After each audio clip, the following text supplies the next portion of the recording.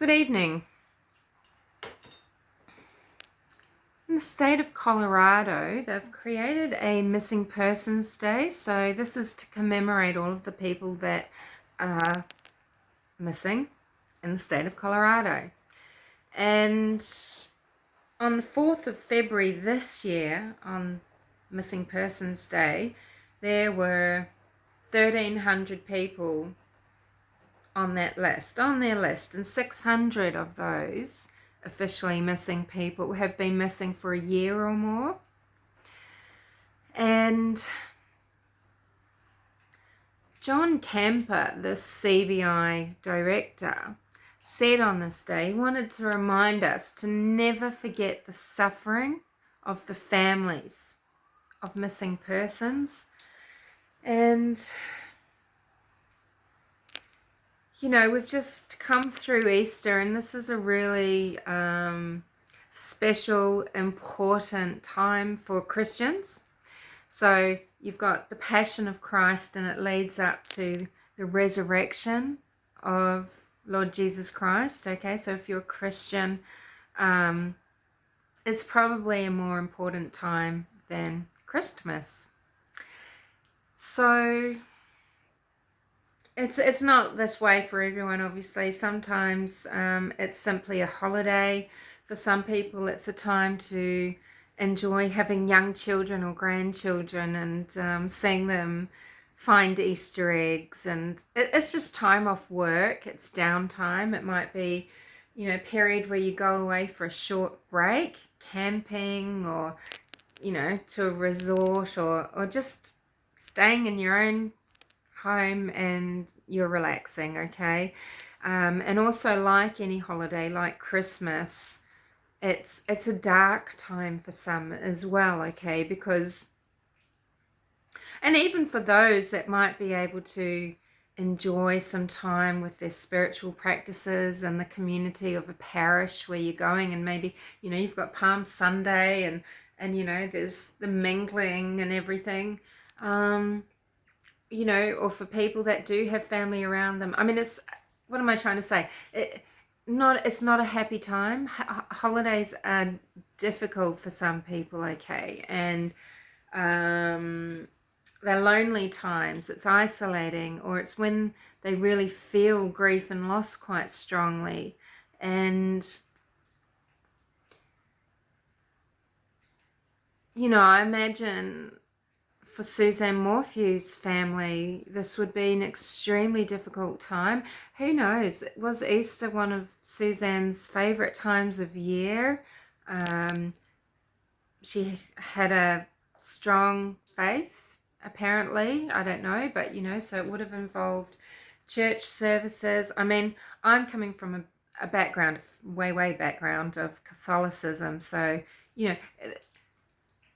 there's a lot of ceremony, and I mean the Catholic Church, we're the ones that everything's rather decorative, lavish, some would say pompous maybe, we're not the bare bones of the Baptists or something like that. I mean, Catholicism,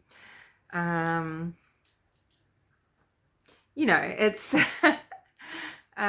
it's quite beautiful sometimes, our churches and things like that, right? But that's something that I grew up with, and so I don't know what the denomination of the Morphew family, what that's like, and what that's like around Easter and Christmas, what the masses would be like, but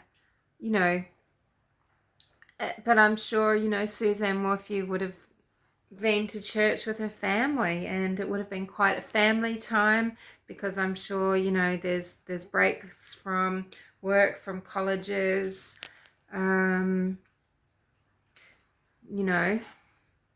it's a time when it's giving you that little hiatus partway through the year, and whether you're going away on a holiday or not, everyone looks forward to Easter, okay? So thinking about the families that have someone missing at this time, and particularly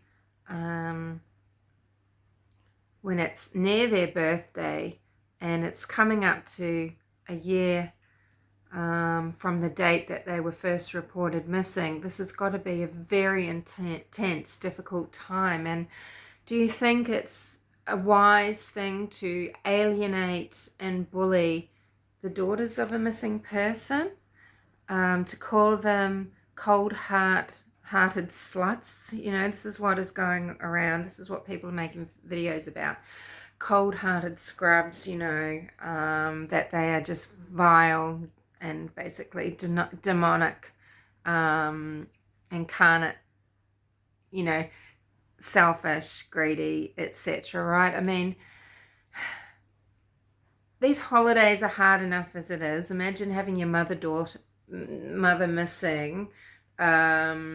She's not there. Imagine her birthday's coming up and you're being called a killer of your own mother online. And you know, the suicide rates at Christmas, and probably I'd say at Easter and at various times of the year, like mainly Christmas, it's pretty famous for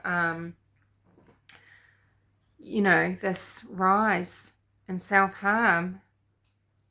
And you know, what are these people that are bullying these girls, what responsibility are they willing to shoulder? Because we all know, you know, of someone that is putting on the brave face. I mean, I'm not convinced there is genuine joy or happiness in anybody's face in any Mexico video. Okay, I don't see genuine glee or joy there at all. No, I don't. When you're a pretty girl and you can just show some beautiful teeth, you know, it might look like you're smiling, but I don't know. I think there's a dullness there. Because you see the photos and what little video we've seen of the family prior to Suzanne's disappearance, and there's more of a true glow, a real light that seems to emanate from within. I mean, those smiles aren't just 100-watt bearing some beautiful pearly whites. They beam, you know, they're beaming, and I didn't see that. But anyway, you know, so is it a wise idea to alienate and bully maybe the very people that might just have the answers you're all so desperate for? You know, who might have the information that you want.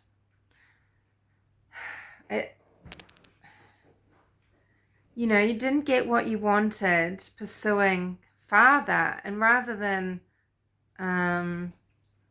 just keep going after facts, maybe you just turn your little lights, your little ring lights on young women.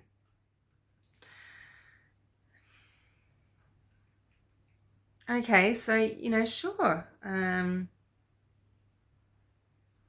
people might know what's happened or have a suspicion, but you've got nothing to say that these girls are murderous. Oh, this is terrible. This is a terrible video.